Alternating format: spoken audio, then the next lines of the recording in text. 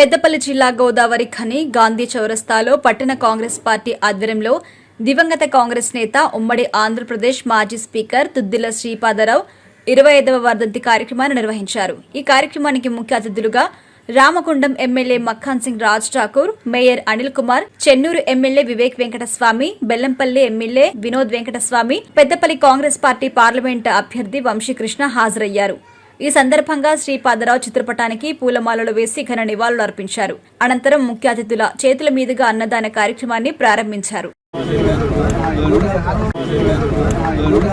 పెద్ద ఎత్తున వారి యొక్క కార్యక్రమాన్ని చేస్తూ శ్రద్ధాంజలి ఘటిస్తూ వారు అనుసరించినటువంటి ఈ విషయాలను మరి స్మరించుకుంటూ దాన్ని అనుసరించాలని ప్రతి సంవత్సరం బ్రహ్మాండంగా ఏర్పాటు చేస్తూ ఉంటాం వారి జయంతి వర్ధంతి కార్యక్రమాలు.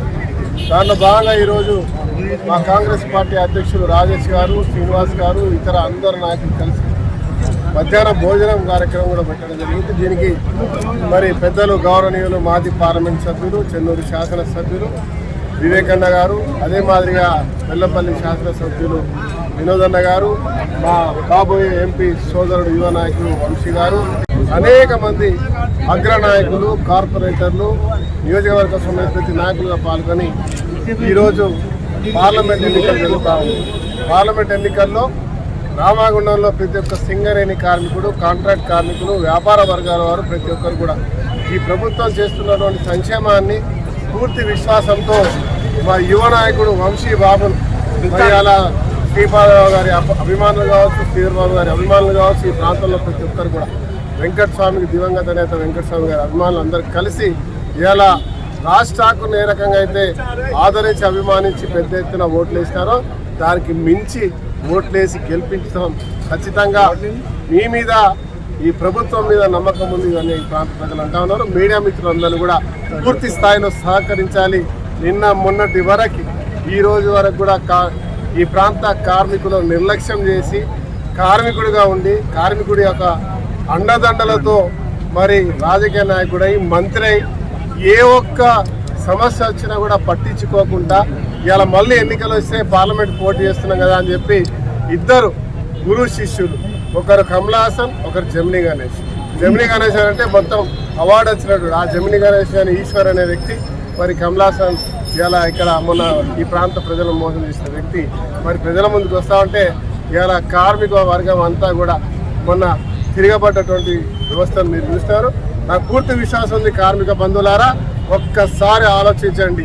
సింగరేణిని కాపాడినటువంటి గొప్ప వ్యక్తి మహానుభావుడు వెంకటస్వామి గారు అయితే దాన్ని సహకరిస్తూ ముందు సాగినటువంటి శ్రీపాదరావు గారు, ఈరోజు సహకరిస్తున్న శ్రీధర్బాబు గారు, వివేక్ గారు, ఇలా ఎన్టీపీసీని ఆర్ఎస్ఎం తీసుకొచ్చినటువంటి గొప్ప వ్యక్తి, మంచి తప్ప చెడు తెలియనటువంటి ఒక కుటుంబం. కాబట్టి తప్పకుండా భారీ మెజారిటీతో ఈసారి ప్రతి ఒక్క వర్గం, రైతులు, కార్మికులు, యువకులు, మహిళలు, ఒక్కరని కాకుండా వ్యాపార వర్గాల వారు అందరూ మమేకమై ఈసారి పూర్తి స్థాయిలో సహకరించాల్సిందే కోరుతాను.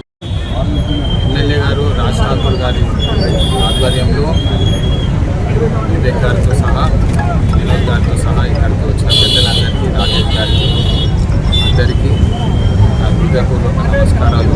శ్రీపాదరావు గారి 25వ వర్ధంతి నాడు రోజు సర్పంచ్ స్థాయి నుంచి స్పీకర్ స్థాయి వరకు ఎదిగిన పెద్దలు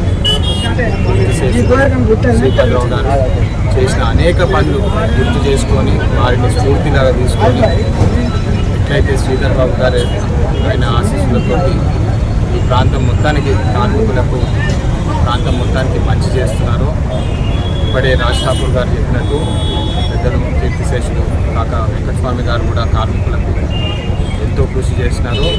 అదేవిధంగా శ్రీపాదరావు గారు కూడా సహకరించి అనేక మంది కార్మికులకు వాళ్ళ అభివృద్ధి కోసం పోరాడి మరి పనిచేసిన విషయం మనం ఈరోజు గుర్తు చేసుకోవాలి. ఈరోజు శ్రీపాదరావు గారి ఆశీస్సులతోటి పెద్దపల్లి ప్రజలందరికీ మంచి జరగాలని కోరుకుంటూ